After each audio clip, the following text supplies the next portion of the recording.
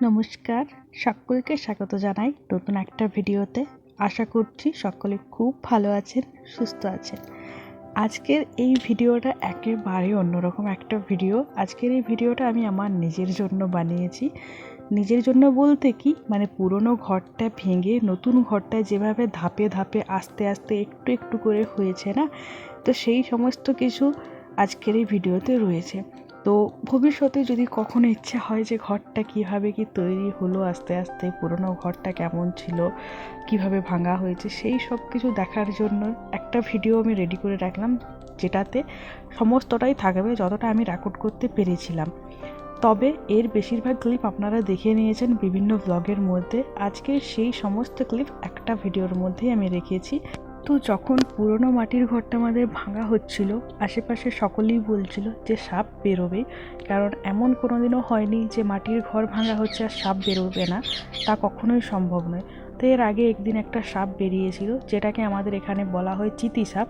তবে আজকে আবার এই যে মাটিগুলো যেখানে ফেলা হয়েছে, মানে ঘরের ভেতরে নয়, মাটিগুলো এখানে ফেলা হয়েছে, তো এইরকম জায়গায় একটা গর্ত মতো দেখা গেছে।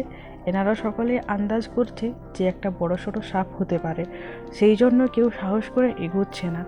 তো আমার প্রতিদেবের তো বিশাল সাহস, যখন কেউ যাচ্ছে না দেখছে, ও নিজে চলে গেছে। একটা দেখুন না, মোটা লাঠি নিয়ে গিয়ে ওইখানে আঁকিবুকি কেটে দিতেই সাপ পুরো বেরিয়ে গেছে।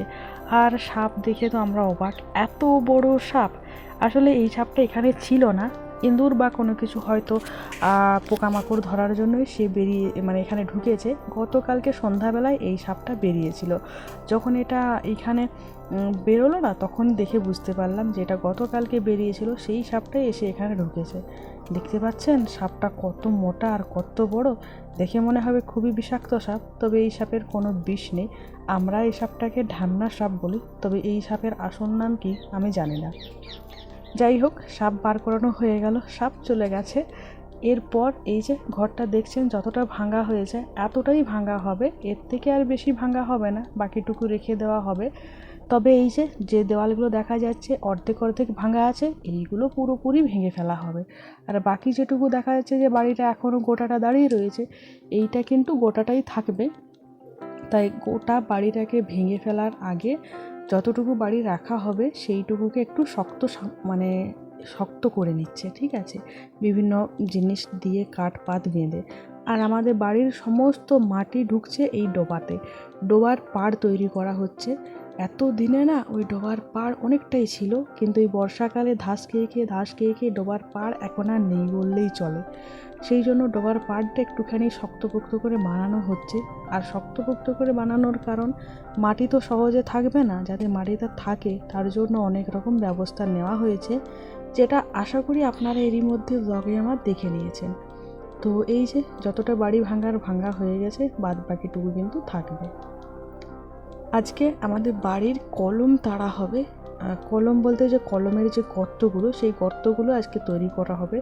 সকাল সকাল লোকজন চলে এসেছে যারা কলমের গর্তগুলো করবে।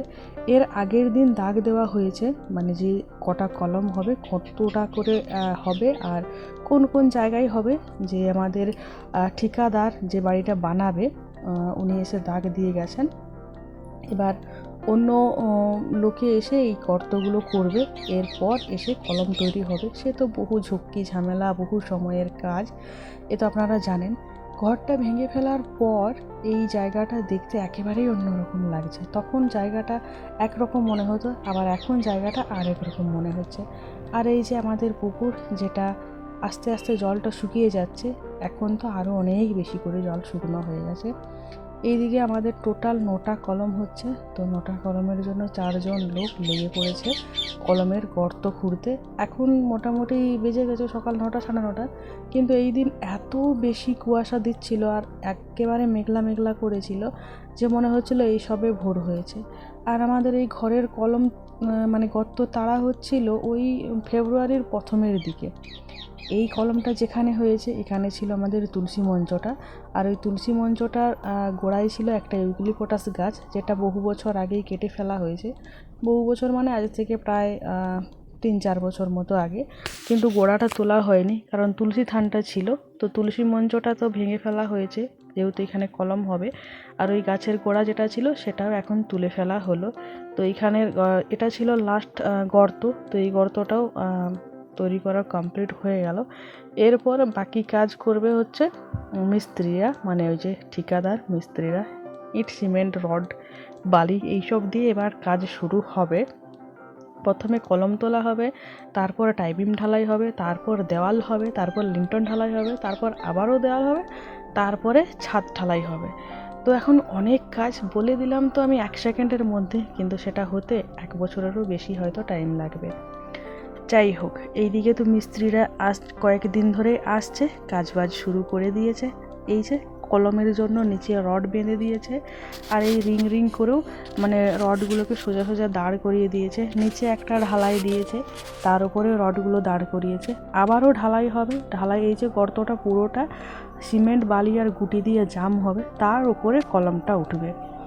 তো আমি এইগুলো ভিডিওগুলো করে রাখছিলাম শুধুমাত্র যে আপনাদের সকলকে দেখানোর জন্য, সেটা নয়। আমার এই ভিডিওগুলোর করার উদ্দেশ্য একটাই ছিল, আপনারা কেউ কিছু মনে করবেন নাকি আমি জানি না, তবে সত্যি কথা বলতে আমার এখন ইউটিউবে ভিডিও আপলোড করার কথাই বলুন আর যাই বলুন না কেন, এই ঘরের সমস্ত কিছু বলতে যতটুকু আমার পক্ষে সম্ভব হয়েছে ভিডিওটা করে রাখা, মানে আমার একটা স্মৃতি থাকা যে আমি কিভাবে কষ্ট করে, মানে আমরা কিভাবে কষ্ট করে আস্তে আস্তে ধীরে ধীরে ধাপে ধাপে ঘরটা তৈরি করেছি। কারণ এই ঘরটা আমাদের কাছে স্বপ্ন, এবং আমাদের জীবনের অনেক কিছু এই ঘরের জন্য আটকে আছে। তো ঘরটা যখন হচ্ছে মনে হচ্ছে যেন মাথার উপর থেকে একটা অনেক বড় চাপ আস্তে আস্তে করে সরে যাচ্ছে। একটা বিশাল বড় কাজ, মানে আমাদের জীবনের উদ্দেশ্য কি আমরা জানি না, তবে এই যে একটা কাজ হচ্ছে, এরপর থেকে আস্তে আস্তে জীবনটাকে দেখতে পাবো, মানে দেখার মতো সময়টা হয়তো আসবে, জানি না কি হবে, ঘরটা কতদিনে কমপ্লিট হবে তাই জানি না, তবে শুরু যখন হয়েছে সেই কাজের শেষ তো অবশ্যই হবে। আর এই ঘরে আমি যখন করে ভেবেছিলাম যে পুরো ক্লিপগুলো নেব, কোথায় কি হচ্ছে না হচ্ছে, কিভাবে কি হচ্ছে যাচ্ছে, সমস্ত রেকর্ড করব ক্যামেরাতে, এবং সেটা আমি ইউটিউবে আজীবনের জন্য রেখে দেবো, কিন্তু সেটা আমার পক্ষে সম্ভব হয়নি। কারণ এই ঘর ভাঙার সময় আমার শাশুড়ি মা ছিল কিছুদিন, কিন্তু যখন ভাঙা শেষ হয় তারপরে এই যে কলমের গর্ত করা, কলম করা, ঘর শুরু হওয়া, টাইবিম ঢালাই হওয়া, এই সময় কোনোটাতেই আমার শাশুড়ি মা বাড়িতে ছিল না। প্রথমত আমার ননদের বাড়ি গেছিলেন, ওখান থেকে এসে সরস্বতী পূজার জন্য আবার ওনার বাপের বাড়ি গেছিলেন। ওনার বাপের বাড়িতে থাকতে থাকতে ঘরে আমাদের টাইবিম ঢালাই হয়ে দেওয়াল ওঠা শুরু হয়ে গেছিলো। তারপর এসে আবার কিছুদিন ছিল, যে কয়েকদিন ছিল সেই কয়েকদিন ঘরের কাজ বন্ধ ছিল। আবার যখন ঘরের কাজ শুরু হয়েছে উনি আবার চলে গেছেন। তো যতদিন আমাদের ঘরের এই কাজ হয়েছে, যতটা পর্যন্ত কাজ হয়েছে একদম শুরু থেকে শেষ পর্যন্ত ঘরের কাজ হয়েছে, মানে উনি থাকতে থাকতে ঘরের কাজ হয়তো 1-2 দিন হয়েছে, মানে বেশিরভাগ সময়টাতেই ঘরের কাজের সময় উনি ছিলেন এনে বাড়িতে। তো আমাকে ঘরের এই দিকটাও দেখতে হচ্ছিলো, মানে নতুন যে ঘর তৈরি হচ্ছিলো সেই ঘরের দিকটাও দেখতে হচ্ছিলো, প্লাস আমাকে ক্যামেরায় রেকর্ড করতে হচ্ছিলো, সেই সঙ্গে ঘরের 1000টা কাজ, রান্না বান্না। আবার আপনারা তো জানেন এখন যেহেতু ঘর ভাঙা হয়েছে, সুতরাং আমাকে সবসময় হাতের কাছে সব জিনিসটা পাচ্ছি না। রূপসাদের বাড়ি 100 বার যাওয়া আসা করতে হচ্ছে, সেই নিয়ে শরীরের মধ্যে একটা ক্লান্তিও আছে, কারণ ওদের ঘরটা অনেকটা উঁচুতে উঠতে হয়, আপনারা দেখেছেন। আর এই যে দেখুন না, গল্প করতে করতে সেই ক্লিপটা চলে এলো যেখানে আজকে আমাদের ঢালাই হবে, মানে টাইবিম ঢালাই, যেটা অ্যাকচুয়ালি ম্যান ঢালাই বলা হয়। এটাকে অনেকে ভিত তৈরি করাও বলে, আবার অনেকে টাইবিম ঢালাইও বলে, আবার অনেকে এটাকে মেঝে ঢালাইও বলে, কারণ এই টাইবিমের উপরেই মেঝেটা হবে। তো এটাই আসলে ম্যান, কারণ এই ঢালাইটাই পুরো বাড়িটাকে ধরে রাখবে। আর উপরে তো একটা ছাদ ঢালাই হবে, মাঝে যদিও আরও একটা লিন্টন ঢালাই হবে। তবে এই যে স্বপ্নের শুরু হয়ে গেল, আজকে প্রথম ঢালাই পড়ে গেল, যেটা আমি মানে আমার 1000টা কাজ ছেড়ে দিয়ে দাঁড়িয়ে আমি রেকর্ড করেছিলাম। আর এখন বিকেলবেলা, মানে এখন ওই টাইবিম ঢালাইয়ের কাজ প্রায় শেষের দিকে। ঠিক আছে, এই যে আরেকটুখানি জায়গা আছে, এই জায়গাটা ঢালাই করে, মানে এই ঢালাইটা দিয়ে দিলেই হয়ে যাবে। সকাল থেকে আমি ভেবেছিলাম ওই মেশিনটা কি একটা মেশিন, এখন আমি দেখলাম যে এই মেশিনটা দিয়ে কি কাজ হয়, যেটা এরই মধ্যে আপনারা ব্লগে কিন্তু দেখে নিয়েছেন। যাই হোক, আমি আমার ভিডিওতে রেখে দিলাম, ভবিষ্যতে কখনো যদি ইচ্ছে হয় দেখার তাহলে দেখতে পাবো। আর এই সময় আমি ভয়েস বসাচ্ছি, এখন হয়ে গেছে চৈত্র মাস আর আমাদের গ্রামে হরিনাম সংকীর্তন শুরু হয়ে গেছে, যেটা হয়তো অল্প বিস্তর আপনারা শুনতে পাচ্ছেন আমার কথার সাথে সাথে। তো এই ঘরটা আমরা তো শুরু করেছিলাম ওই ফেব্রুয়ারি মাসের দিকে, মানে ফেব্রুয়ারি মাসের প্রথমের দিকে। আর ঘরের কাজ মানে এখনও পর্যন্ত আমাদের যতটা কাজ করা হয়েছে, আপনারা ভিডিওতে শেষ পর্যন্ত দেখলেই জানতে পারবেন যে কতটা পর্যন্ত করা হয়েছে। তো এই ঘরের কাজ শেষ হয়েছে মার্চের শেষের দিকে, ঠিক আছে। তো এই যে ঘরের টাইবিম ঢালাই হয়ে গেছে, টাইবিমের উপরে কলমগুলো এক ধাপ করে তুলে নিয়েছে। আর এই দিন প্রথম আমাদের দেওয়াল গাঁথনি মানে দেওয়াল গাঁথা শুরু হয়েছে। প্রথমে আমাদের বাড়ির পশ্চিমের দিকের দেওয়ালটা দিয়ে মানে গাঁথা দিয়ে শুরু করেছে, কারণ ওনারা বললো ওই দিকটাই সুবিধা হবে। তো ওই দিকেই দেখুন না, প্রথমে ওই দিকের দেওয়ালটাই গাঁথা হচ্ছে। আর এই যে কতকগুলো কলম উঠেছে আর কতকগুলো কলম উঠেনি, মানে গতকালকে ঢেলেছে ওইগুলো। এই যে যেগুলো বোর্ডগুলো, এই বোর্ডগুলো একদিন না দুদিন রেখে খুলছিল, তো এগুলো গতকালকে রেখেছে। এগুলো এখন আবার রাখবে, হয়তো আগামীকাল খুলবে, সেই জন্য এই দিকের দেওয়ালটা বিশেষ করে গাঁথতে পারলো না। ওই দিকের কলমগুলো আগেই ঢেলেছিল, তাই ওই দিকের দেওয়ালটা আগে গাঁথা হচ্ছে। আর এই যে এদিকে দেওয়াল তো গাঁথা হচ্ছে, আর আমি তো বললামই যে প্রচণ্ড পরিমাণে ব্যস্ত ছিলাম আমি, প্রচণ্ড পরিমাণে। আসলে এই বাড়ি তৈরির সময় আমার শাশুড়ি মা মায়াপুর, নবদ্বীপ, মানে নবদ্বীপ, মায়াপুর, মুর্শিদাবাদ, গঙ্গাসাগর, তারাপীঠ সমস্ত জায়গা তীর্থ করে এলেন। সেই সুযোগটা আসলো আর কি। তো উনি গেলেন, তীর্থ করে এলেন, আর সেই তীর্থের হরবড়তেই মোটামুটি 1 মাস মতো কেটে গেছে। এই 1 মাসে আমাদের বাড়ি লিন্টন ঢালাই পর্যন্ত উঠে গেছিলো, ঠিক আছে। আর এদিকে আমি বাড়িতে একা, বাড়িটা তৈরির ক্ষেত্রে যেহেতু আমারও মতামতের প্রয়োজন, তাই বারবার আমাকে এদিকেও আসতে হচ্ছিল, কোথায় কি হচ্ছিল না হচ্ছিল দেখতে হচ্ছিল। সেই সঙ্গে রান্না বান্না, বাড়ির সমস্ত কাজ, যেহেতু বর ছিল বাড়িতে, তো প্রতিদিনই ভালো মন্দ এটা সেটা রান্না বান্না হচ্ছিল, সেই সবেরও ঝামেলা অনেক রয়েছে। আর এই দিন এই যে আমাদের দেওয়াল গাঁথা মানে দেওয়াল তৈরি করা, তোলা আর কি, টাইবিম থেকে দেওয়াল তোলা প্রায় শেষের মুখে। এই যে এই পার্টিশন দেওয়ালটা করা হচ্ছে, আর ওই পেছনের দেওয়ালটা করা হলেই কিন্তু হয়ে যাবে। পেছনের দেওয়ালটা আমাদের সবার লাস্টে তোলা হয়েছে, কারণ ওই বাথরুমটাকে এই রুমটার সাথে অ্যাটাচ করার ছিল। আর রুমটার সাথে অ্যাটাচ করতে গেলে বাথরুমের যে দেওয়ালটা ছিল কাঁচা দেওয়ালটা, ওটাকে ভেঙে ফেলতে হয়েছে। তো ওটা ভাঙা হয়ে গেল আজকে কমপ্লিট, আর আজকেই দেওয়ালটা কিন্তু ওইখানে শুরু করেছে। আর এই বাথরুমটার দেওয়ালটা আজ থেকে প্রায় 1 বছর আগে আমরা তৈরি করেছিলাম, কিন্তু তখন জানতাম না যে 1 বছরের মধ্যেই বাড়িটা আবার শুরু হয়ে যাবে। না হলে তখন এই দেওয়ালটা তৈরি করতাম না, পুরনো যে বাথরুমটা যেভাবে ছিল ওইভাবেই রেখে দিতাম। যাই হোক, এখন বোঝা যাচ্ছে যে বাড়িটা কেমন হবে, কোন জায়গায় কোন বাড়ির মানে কোন রুমের দরজা হবে, কোন রুমের জানালা হবে, সব কিছুই এখন মোটামুটি বোঝা যাচ্ছে। এবার আস্তে আস্তে তো সবই বোঝা যাবে। মাঝের ক্লিপগুলো আপনারা ব্লগে দেখেছেন, আমি একেবারে ডাইরেক্ট চলে গেলাম এর উপরের গাঁথুনিতে। বাড়ির মোটামুটি চারিদিকের দেওয়ালের গাঁথুনি প্রায় কমপ্লিট হয়েই গেছে। এই যে সামনের দেওয়ালটা এবার উপরের দিকে উঠছে, বাদবাকি দেওয়ালগুলো সব ওই লিন্টন ঢালাই পর্যন্ত উঠবে, তারপরে লিন্টন ঢালাই হবে। আর এই যে দেখুন না, ইট সিমেন্ট দিয়ে তো দেওয়ালটা তৈরি করছে, কিন্তু তারপরে আবার মাটি লেপার মতো করে ওই যে মশলা তৈরি করে সিমেন্ট বালি দিয়ে, সেই সিমেন্ট বালি দিয়ে মশলাটাও আবার মাটি লেপার মতো করে হাতে করে লেপে দিচ্ছে। এতে করে ওনারা বলছে দেখতেও সুন্দর হবে এবং অনেক সুবিধা রয়েছে। জানি না কি সুবিধা অসুবিধা রয়েছে, তবে সত্যি দেখতে তো সুন্দর লাগছেই।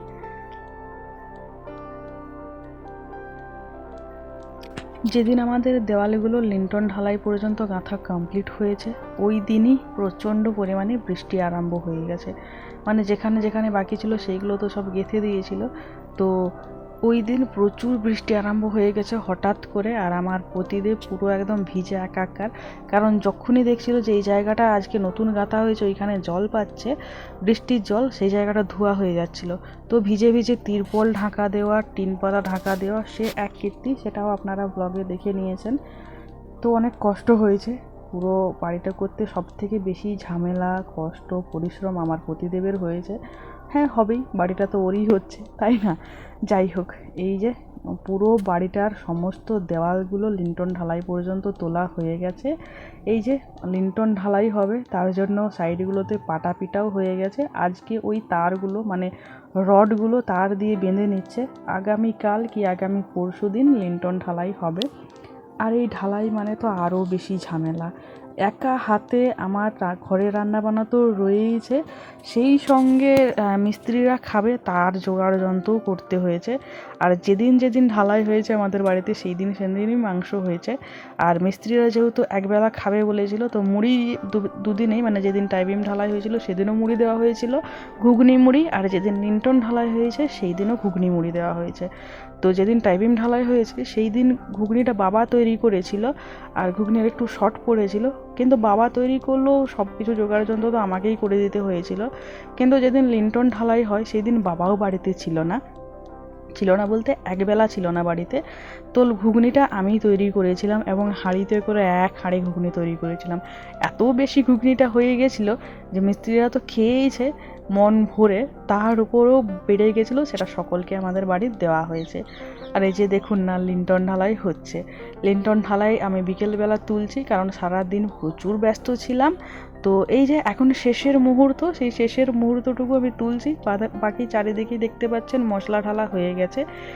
আর এখন আমি একদম ছাদ থেকে তুলছি, উপর থেকে, যাতে একটুখানি ভালো করে বোঝা যায়। নিচ থেকে তুললে তো বোঝা যাচ্ছিল না, তাই উপর থেকে তুলছি যে লিন্টন ঢালাইটা হচ্ছে। আর একদম দেখতেই পাচ্ছেন এই ঢালাইয়ের উপরে আরেকবার, মানে 3 ফুট কি 3.5 ফুট কত হবে আমি জানি না, গাঁথুনি হবে, তারপরেই কিন্তু ছাদ ঢালাই। ঠিক আছে, তো দেখতে দেখতে বাড়িটা তৈরি হয়ে গেল। এখন মনে হচ্ছে যে বাহ, দেখতে দেখতেই তো তৈরি হয়ে গেল, কিন্তু যখন তৈরি হচ্ছিল তখন যে ঝামেলা আর যে পরিশ্রম, যে হয়রানি হতে হয়েছে তা কি আর বলে বোঝাবো। আপনাদের তো বলছি বাড়িতে আমি একা, মানে একা হাতে আমাকে করতে হচ্ছিল। বর তো এই দিকের কাজেই ব্যস্ত ছিল, মানে এখানে পুরো একদম দাঁড়িয়ে ছিল। প্রত্যেক দিন মিস্ত্রিরা ঘরে গেছে 3:30 4টার সময়, আর তারপরে প্রত্যেক দিন ভাত খাওয়া হয়েছে। সকালবেলা যেদিন খাওয়ার সময় পেয়েছি খেয়েছি, না হলে বেশিরভাগ দিনই একেবারে সেই 3:30 4টার সময় ভাত খেয়েছি। আর তার উপরে সারাদিন একটা সেকেন্ড বসার সময় পেতাম না, এই দিক সেই দিক ছোটাছুটি। আর যেহেতু প্রথম প্রথম তখন ওই পরিশ্রমটা শুরু হয়েছিল, মানে রূপসাদের বাড়ি যাওয়া আসা, পরিশ্রমটা প্রচুর হতো, কারণ ওদের বাড়িটা রাস্তার থেকে অনেকটা উঁচুতে উঠতে হয়। আর ওই উঁচুতে ওঠা নামা রাত্রি হলেই প্রত্যেক দিন এত গা হাত পা যন্ত্রণা করতো, যা বলার নয়। প্রত্যেক দিন রাত্রেবেলা খাওয়া দাওয়ার পর প্যারাসিটামল একটা খেতাম, তারপর ঘুমোতে যেতাম, না হলে তারপরের দিন সকালে ওঠার মতো ক্ষমতা থাকতো না, জানেন তো, মানে জ্বর চলে আসতো পরিশ্রমের কারণে। যাই হোক, মোটামুটি লিন্টন ঢালাই পর্যন্ত আমাদের তো হয়েই গেল। এরপর আর বেশি দিনের লাগবে না, বেশি দিন গাঁথনি করতে সময় লাগবে না। যেটুকুটাকু আছে সেটা মোটামুটি 5-6 দিন মতো মিস্ত্রিরা লেগে গেলেই গাঁথনি হবে। আর এই যে লিন্টন ঢালাই হয়েছে আজ 2 দিন হলো, বট আজকে সকালবেলা বাড়িতে জল দিয়ে দিচ্ছে, এরপরও চলে যাবে। তো এরপর জল দেওয়া দিই সমস্ত কিছু আমাকেই করতে হবে। এরপরে হচ্ছে আমার আসল যুদ্ধ বা আসল সমস্যা শুরু হয়েছে। আজকে বর চলে গেছে, মানে এই দিন যেদিন জল দেওয়া হচ্ছে এই দিন সকালবেলাও জল টল দিয়ে চলে গেছে। এরপর থেকে বেশিরভাগ দিনই বাড়িতে, মানে জল দেওয়া, বাড়ির সমস্ত কাজ করা আমি, বাবা থাকতো মাঝে মধ্যে, কিন্তু হয়তো একবেলা জল দিয়ে দিত, না হলে প্রত্যেক দিন দুবেলা আমাকে জল দেওয়া, সেই সঙ্গে তো বাড়ির কাজ রয়েইছে। একটা বাড়িতে 1000টা কাজ থাকে, তা তো বলে বোঝানো যাবে না। রান্না বান্না থেকে শুরু করে ঝাঁটপাট থেকে শুরু করে আরও 1000টা কাজ আছে, যেগুলো বলে শেষ করা যাবে না। তবে বাড়িতে যদি আমি একা থাকতাম তাহলে হয়তো একটু ঝামেলাটা কম হতো, কিন্তু যেহেতু বাবা ছিল তাই রান্নাবান্নারও চাপ ছিল, মানে 3 বেলা রান্নাবান্না করতে হতো। আর আমি একা থাকলে একবেলা রান্নাই যথেষ্ট ছিল, কিন্তু বাবা আর আমি দুজন ছিলাম বাড়িতে। তো এই ঘরে জল দেওয়া, ঘরের চারিদিক দেখা, সেই সঙ্গে বৃষ্টি আসবে নাকি সেই দেখা, তিরপলটা নামানো ওঠানো, 3 পাতা ঢাকা দেওয়া, মানে এই মাটির ঘরটাতে এখন যত্ন করে না রাখলেও তো কবে ধসে পড়ে যাবে তার ঠিক নেই। তো এই যে ও আজকে মোটামুটি জলটা দিয়ে দিচ্ছে, এরপর থেকে আমাকেই জল দেওয়া দিয়ে শুরু করতে হবে। আর এর মাঝখানে দেখুন, লিন্টন ঢালাই হয়ে যাওয়ার পর প্রায় 20-25 দিন মতো বন্ধ ছিল কাজ, যে সময়টাতে আমার শাশুড়িমা বাড়িতে ছিল। আবারও যেদিন এই লিন্টন ঢালাইয়ের উপরের গাঁথনি শুরু হয়েছে সেই দিনেই আমার শাশুড়িমা আবার বাপের বাড়ি গেলেন, ওইখান থেকে আবার ওই বৈদ্যনাথ ধাম বেড়াতে গেলেন। আর ওই বৈদ্যনাথ ধাম বেরিয়ে এসে দেখছেন ঘর পুরোপুরি কমপ্লিট, মানে দেওয়াল টেওয়াল তোলা সব কমপ্লিট, মানে এই বছরের মতো কমপ্লিট।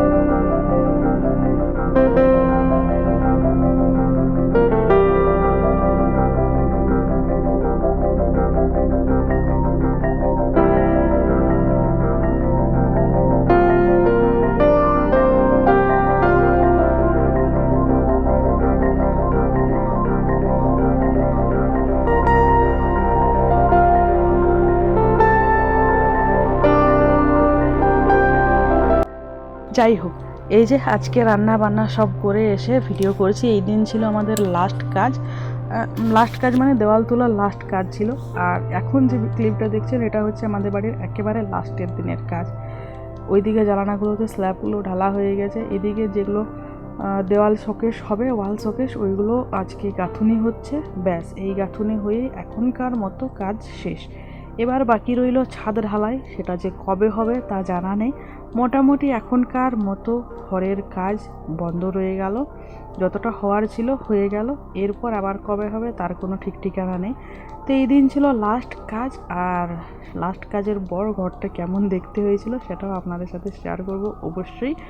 তো এই যে এইখানের এই গাঁথুনিগুলো এনারা না গাঁথবো না বলেছিল, সেটা এক প্রকার ঝগড়ার মতো আর কি, হালকা করে একটু ঝামেলা মতো করেই এই কাজটা করিয়ে দিতে হলো। ওনারা বলেছিল যারা প্লাস্টার করবে বা যখন প্লাস্টার হবে ঘর তখন এটা তৈরি হবে।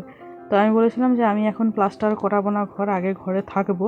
তো সেই করে মানে একটুখানি কথা কাটাকাটি হয়ে জোর জুলুম করেই আর কি ওই শোকেসগুলোর ওইখানে 3 ইঞ্চি করে গাঁথুনিটা করাতে হলো। বাদবাকি আমাদের বাড়ির সমস্ত দেওয়ালগুলো 10 ইঞ্চি করেই হয়েছে। শুধুমাত্র ওই শোকেস যেখানে যেখানে তৈরি হয়েছে ওইখানে 3 ইঞ্চি করে গাঁথুনি হয়েছে। ব্যাস, এই যে দেখতে পাচ্ছেন ঘরের গাঁথুনি কিন্তু অলমোস্ট ডান। মানে এইটা একটুখানি উলটপালট হয়ে গেছে, আগের ক্লিপটা পরে, পরের ক্লিপটা আগে হয়ে গেছে। যাই হোক, এরপরে এই যে পেছন দিকে দুটো জানালা, এইগুলো বক্স জানালা হবে। তো এই যে দেখতে পাচ্ছেন বক্স জানালার জন্য পাটাপিটা হচ্ছে, যেগুলো ওই ওয়াল মানে শোকেসগুলো, যে দেওয়ালে শোকেসগুলো হয়েছে ওই শোকেসগুলো গাঁথুনির আগেই তৈরি করা হয়েছিল, যেটা আমার ওই যে উলট পালট হয়ে গেছে দেখাতে। তো এই পাটাপিটে ঢালাইটা ঢেলে দিলেই এগুলো হয়ে গেছিলো। আর এখন মোটামুটি ঘরের যাবতীয় যতটা কাজ ছিল সমস্ত কমপ্লিট। আজকে যে ভিডিওটা করছি এর 4 দিন আগেই ঘরের কাজ একেবারে শেষ হয়ে গেছে। পাটা খুঁটি যা কিছু ছিল সমস্ত কিছু মিস্ত্রি দাদাভাই নিয়ে চলে গেছে। তো আমি দেখাচ্ছি, এই যে দুটো বাড়ির মাঝখানে আমাদের গলি পুকুর যাওয়ার জন্য। আর এই যে পেছনের দিক থেকে ঘরটা এরকম দেখতে, আর সামনের দিক থেকে কেমন দেখতে সেটা তো দেখিয়ে দিলাম। ভেতর থেকেও একবার আপনাদের দেখিয়ে দিচ্ছি যে ঘরটার ভেতর থেকে কেমন। ঠিক আছে, যাই হোক, আজকের এই ভিডিওটা এই পর্যন্তই থাকলো। আজকের এই ভিডিওটা আপনাদের কেমন লাগলো অবশ্যই জানাবেন, ভালো লাগলে একটা লাইক করবেন। তো দেখা হবে খুব শীঘ্রই নতুন আরও একটা ব্লগের সঙ্গে। সকলে ভালো থাকবেন, সুস্থ থাকবেন।